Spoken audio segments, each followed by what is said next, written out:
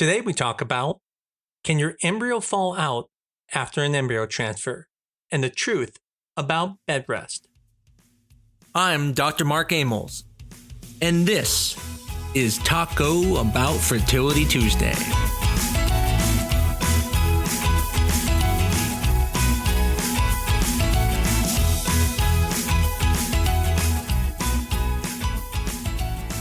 I'm sure you've asked this question. Can my embryo fall out after the transfer? And whether bed rest is going to help prevent that, or whether walking, peeing, coughing, laughing, or bending over can make an embryo fall out.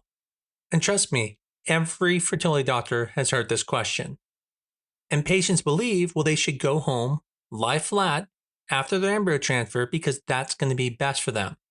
And I get it. I understand why people ask this. You just spent weeks, months, sometimes even years getting to this point. You took the medications, you did the injections, you had all the ultrasounds, and now you waited for this, the embryo transfer. I'm sure you went through multiple heartbreaks through the embryo reports, through the genetic testing, maybe delays. Now, the embryo finally gets transferred and suddenly every little movement feels suspicious. You stand up and you think, oh, maybe that was too fast. You pee and you think, did I just undo the transfer? You cough and you think, that's it. I launched the embryo into another dimension. But the truth is, it doesn't work that way. Your uterus is not a gumball machine, and the embryo is not going to fall out because you stood up. And what this episode is really about is about bed rest. But underneath that, it's about something much bigger. The fear patients have that one wrong move can ruin everything. So today, we're going to take that fear and bring it down a notch. So first, let's start by discussing, why did bed rest even become a thing? Where did this idea come from? Well, in honesty, it came from a place that made a lot of sense. See, early IVF was new. Embryo transfers felt very delicate, so doctors were doing something that looked incredibly precise. Placing an embryo in the uterus through a catheter, and it felt logical to say, okay, don't move. Just lie there. And honestly, that's how a lot of traditions in medicine start. Not always with evidence, but just what makes sense. No one proved it correct through a randomized study. It's not because we knew it impacted, let's say, live birth rates. It's because it felt cautious. And fertility is full of moments where patients and doctors want to do something, anything, because doing nothing feels uncomfortable.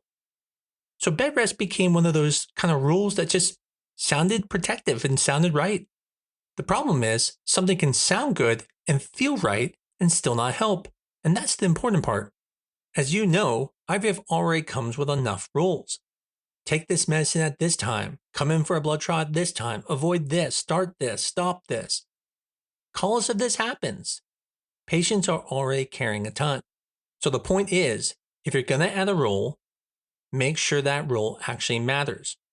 And for routine bed rest after an embryo transfer, the evidence just does not support it. Matter of fact, there is even data showing that it actually lowers your chances of success.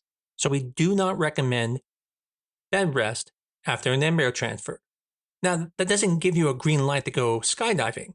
It's just saying that laying in bed isn't the right answer. Being normal, like walking around, makes more sense. So the real question is, can the embryo fall out? And you probably realize it now, no. And I know that sounds so simple, but no, it cannot fall out. The uterine cavity is not an open cave where the embryo is just rolling around and then waiting for gravity to make a decision. It's like a sandwich, where there are two soft walls touching each other. When we transfer the embryo, we put a little bit of fluid in there, very tiny amount, in the microliters. And between those sandwich slices, there are crypts, and the embryo falls in those crypts versus just sitting and rolling around. That's why when you stand up, the embryo doesn't just slide out. When you pee, the embryo does not come out because that's a completely different system. The urethra sits just above the opening of the vagina. So when you pee, you can't do anything because your uterus is all the way at the very top of the vagina. They're not even in the same organ. And here's something that could make you even feel a little bit better. If you think about it, what happens naturally? Well, naturally, the embryo goes down the fallopian tube and falls into the uterus, just like placing into the uterus. So technically, if you think about it, naturally, when you're walking around, that embryo is falling in the cavity and it doesn't fall out. So why, by me placing in it, would be any different? It's the same thing that's happening. Nature literally drops the embryo into the uterine cavity just like we're doing, except nature doesn't come with a $10,000 bill. The point is, it can't fall out just like it doesn't naturally and just like it won't with IVF. But what does the evidence say? Well, it says bed rest does not improve embryo transfer outcomes. There have been studies that looked at patients who rested after transfer and compared it with patients who got up shortly afterwards. The overall message is pretty consistent. Lying flat after transfer is not the secret ingredient. Even the American Society of Reproductive Medicine has guidance on this, and they say that there is good evidence not to recommend bed rest after an embryo transfer. And as I mentioned earlier, some studies have even suggested that prolonged bed rest could be associated with worse outcomes. Now, again, I want to be clear, this doesn't mean that by getting up magically improves implantation, and it doesn't mean you should go skydiving. What we're saying is we want you to be normal. Now, if your normal is something crazy like running a jackhammer 8 hours a day, okay, well then don't do that. But we also don't want you to start doing something that you didn't do. If normally you're watching Netflix for a few hours a day and now you want to go run marathons, don't start it right after your transfer. The point is, normal movement is okay. Standing up is okay. And walking to the bathroom is absolutely okay. Even going home in your car is okay. Because living like a normal human is not going to affect your transfer, just like everyone else when they get pregnant. That embryo falls into the uterus while they're doing their normal activities and everything goes fine. Interestingly, at our clinic, I always wondered, well, what if uteruses were retroverted? Maybe that would be different and bed rest would be better. So we actually did a randomized study. Now, this study was not statistically significant, so I can't tell you it proved anything, but what we didn't see was a difference between people who had retroverted uteruses who were laying flat after transfer and those who got up right away. Now, why would I want to do that study if there's already studies that said that? Well, because the thought is when a uterus is in a normal position, it's actually going down. So when you stand up, it's like a pouch holding the embryo. But a retroverted uterus is actually going the other direction. So my thought was, well, listen, if the thought is gravity is holding it in better place when you're standing, then someone who is retroverted may not be good. And what we found is there was no difference, but again, not statistically significant. And that's because when you try to show non-inferiority, it's hard to do because you need a very high power, meaning a lot of samples to be able to determine that. So we've talked about what not to do, but what can you actually do after embryo transfer? Well, my general advice is going to be normal. Now, I can't miss an opportunity to promote my favorite French fry place, McDonald's, which I recommend getting after your transfer. There is absolutely no studies that show there's a benefit, but again, they're McDonald's French fries. Why would you not do it? Besides, if you read the Facebook forums, you know that it is the one thing that helps people get pregnant, so you should definitely do it. But kidding aside, after your transfer, take a few minutes to breathe. Enjoy the moment. You're pregnant at that moment. Sit up, use the restroom, walk your car, do everything normal. Eat normal. Do what you want. Except, again, don't do a jackhammer for 8 hours. If you want to watch TV, do it. You want to work on your laptop? Do that as well. You want to walk outside and enjoy the Arizona 110 temperature? Go for it. I don't know why you want to, but go for it.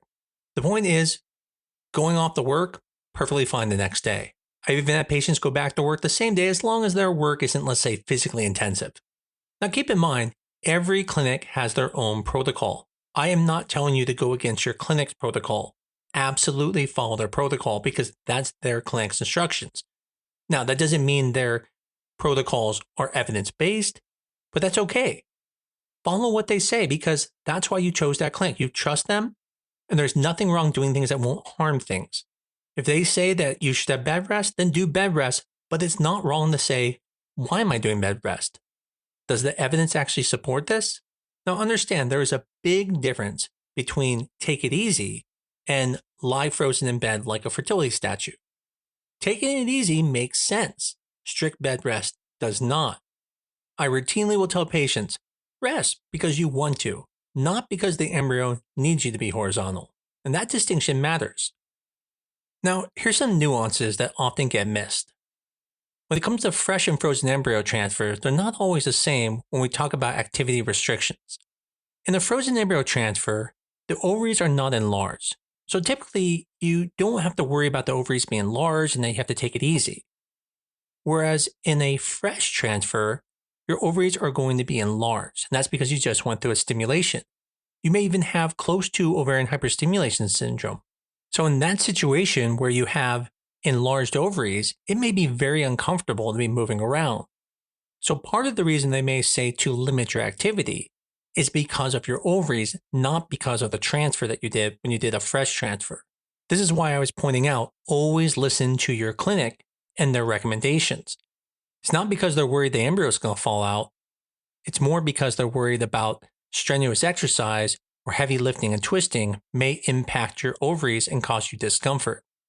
And this is an important distinction because when patients hear don't exercise, sometimes they translate it into movement is dangerous to the embryo. And that's not the same thing. We may restrict activity for ovarian safety. We're not restricting the activity because gravity is hunting down your embryo.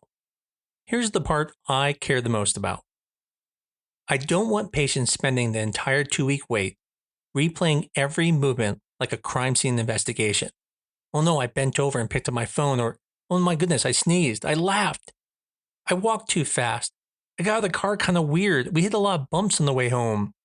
Maybe I should have moved out those groceries by myself. The problem is, the mind does what the mind likes to do, especially during IVF. It starts building a case against you. But implantation is biology. It is embryo quality. It's about uterine receptivity. It's about things like timing and hormones, genetics, inflammation, and even just chance. And yes, a lot of microscopic communication does occur that you have no control of. And so it's important. This is not like a game of operation where one wrong move means your embryo is out. When a transfer doesn't work, it is almost never something that you could have done. Coughing, laughing, sneezing, bending over, standing up, the ride home, absolutely cannot cause it not to work. As patients, we carry enough guilt because of the infertility. So let's not make fake rules to add more weight to it. So to make sure we address all the questions, I'm going to go through rapid fire questions here. Can embryos fall out when you stand up? No. Embryos are placed in the uterus. Gravity will not pull them out. Am I allowed to pee after an embryo transfer? Yes. Please pee. A full bladder helps us see the uterus during the transfer and helps push the uterus down to make it an easier transfer. But afterward, it is not necessary and only causes you more discomfort. Can I walk after a transfer? Yes. Normal walking is fine. Can I go upstairs? Yes. Stairs are not embryo kryptonite. What if I cough and sneeze? Is that okay? Yes. If sneezing prevented pregnancies, the human species would be dead already. No one would survive allergy season. Is it okay if I laugh? Yes. Please laugh, because IVF needs more laughter, not less of it. Am I able to go back to work? Usually yes, unless your job involves heavy lifting, intense physical activity, or your doctor told you otherwise. Can I exercise? Well, light activity is usually okay, but avoid strenuous workouts unless your clinic clears you. This is especially true after a fresh transfer. As we talked about, the ovaries could be enlarged. Can I have sex after transfer? Well, this may change between clinics. Many recommend pelvic rest until the pregnancy test. I would follow your clinic's protocol. Now, one of the reasons we tell you not to have intercourse is not because it could hurt the pregnancy. We know that's not true. But more because you can get bleeding, and that can scare you, and there's nothing we can do to reassure you because there's no heartbeat yet. So then you have to wait at least 48 hours to see if the HCG is dropping. That's usually why we recommend not having intercourse after the transfer. Should you take the rest of the day off after your transfer? You can, and it may actually be quite relaxing, but it's not medically necessary. And the last question, probably the one most people think about. Can stress make the embryo not implant? Well, stress is miserable, and you deserve support and you should have support. But ordinary anxiety during the 2-week wait is not something that can cause it not to work. Do not blame yourself. If stress itself caused it not to work, no fertility clinic would have success. And even studies have shown that yes, infertility and fertility clinics does cause stress, but stress itself does not cause it not to work. In the end, what do I tell patients? I keep it simple. I say, enjoy your day, eat normal. There really are not many restrictions. We just say don't do the things you really shouldn't do, like don't do crack cocaine. I think we can all agree on that. Don't go and use heavy machinery that's going to be pounding up and down. Don't go fight a bunch of ninjas in a ninja fight. And don't go lay in bed all day. There's no reason for it. Now, if you want to, maybe you're tired, go for it. But don't do it because you think the embryo needs it. You're allowed to move. You're allowed to pee. You're allowed to cough. You're allowed to exist. The point is your job after transfer is not to become perfectly still.